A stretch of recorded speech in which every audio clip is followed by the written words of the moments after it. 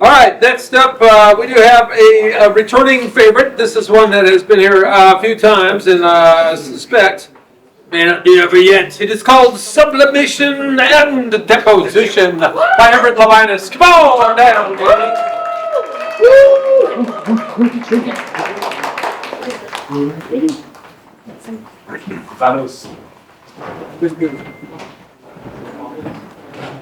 Hi, Mom. You got a cheers for Mom? You got a cheers for Mom? I gotta see them. Yeah.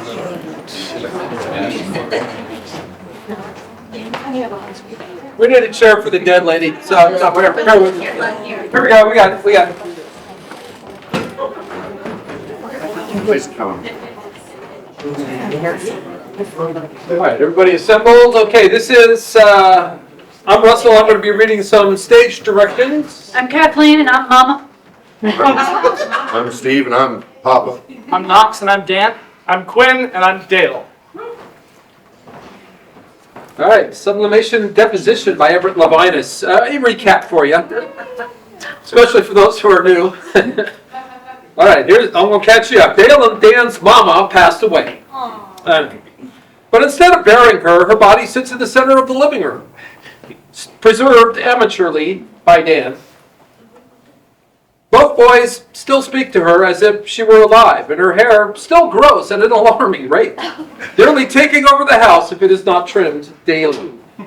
Dale has finally realized that Mama is dead, but Dan refused to let him bury the corpse. So Dale fled the house, promising to come back for Mama.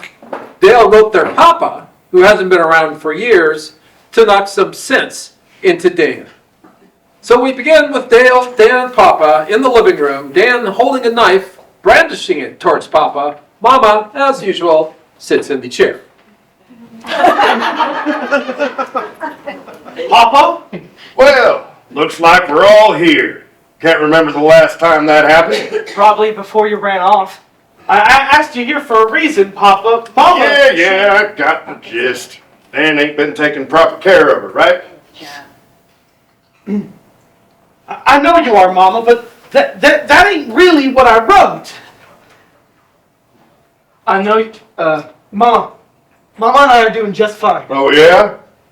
What are you feeding us for dinner? You're not staying for dinner.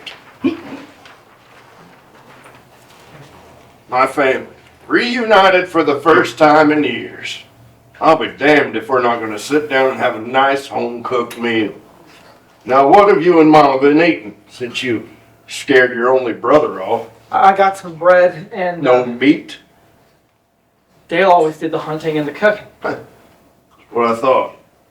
Useless. There ought to be some venison in the ice chest down in the basement. Why don't y'all grab it and I'll make us all a nice stew? Why are you... Well, don't that sound just grand? Why don't you go grab us some of that, Dan? And you could go with him too, Papa. Talk to him a bit. Right. Sure. Come on, then.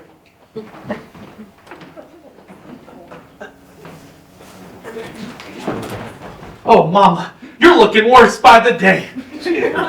This is no place for you to be rotting away. I'm sorry I had to write him, but if anyone can get Dan sorted out, it's him. I know, I'll play along with him a little bit longer, though. Let's get to the kitchen, get this stew started.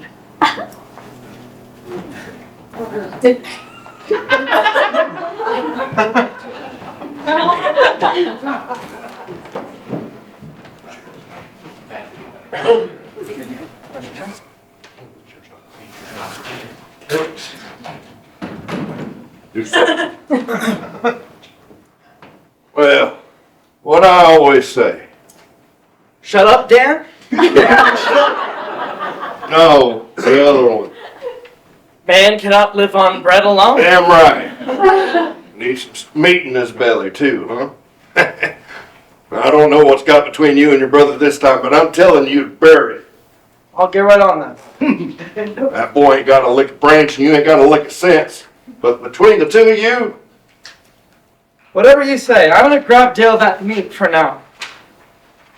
Dale unlatches and opens the ice chest. Dan roots around it for a few seconds, making some confused and frustrated. Get out of the way, useless. He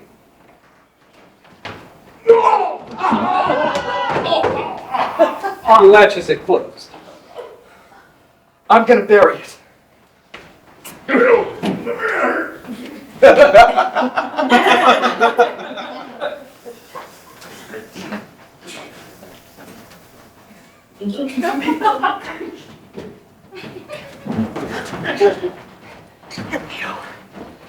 Right there.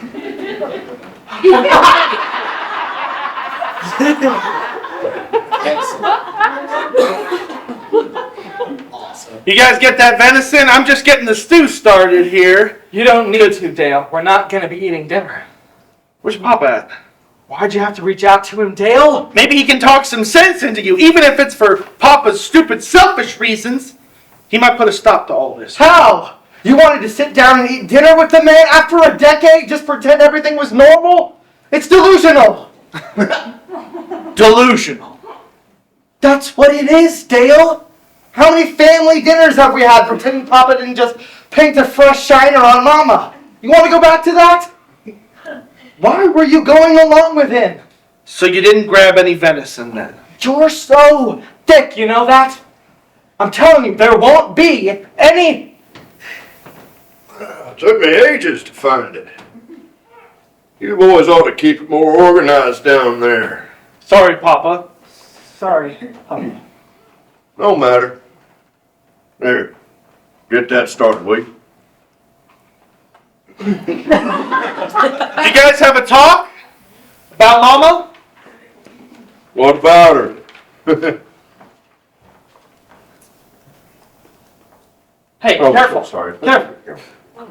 Careful. It is pretty.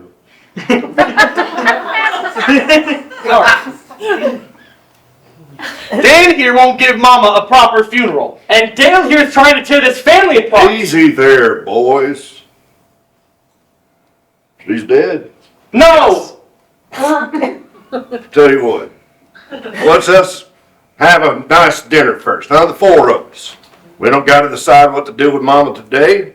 Certainly not on an empty stomach. How long you two can insist on staying? As long as I have to. I ain't going nowhere.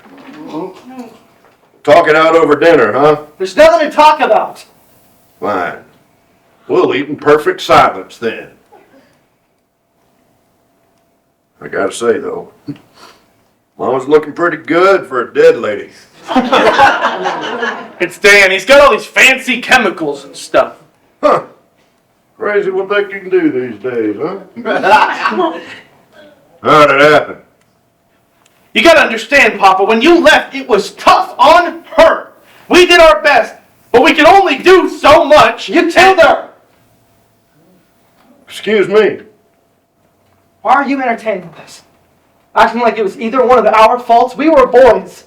We should have never been in that position. All the years of abuse, then you abandoned her on top of all that. It was your fault what she did to herself. What'd she do? Nothing you didn't nearly do yourself. Christmas. It always was her favorite. She could forget. And the fantasy of it. He was, though. The lights. The tree. Pretending that Santa was bringing us gifts. That was her. That her family wasn't falling apart and that her husband wasn't a...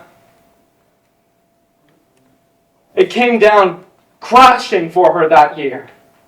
When we came down for Christmas morning, we found her hanging there. And where were you?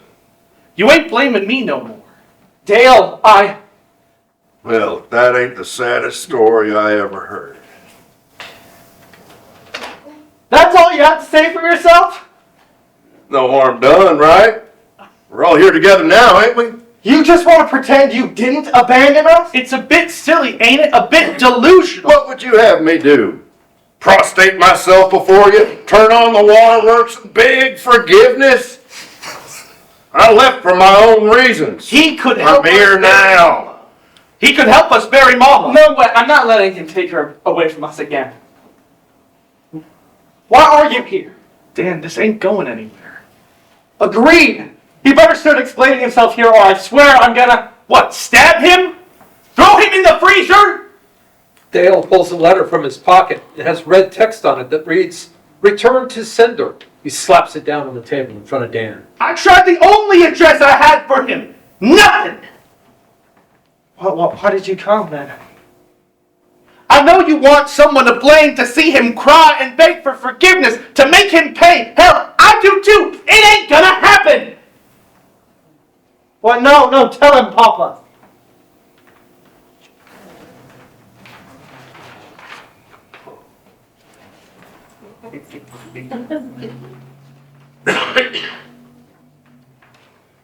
See?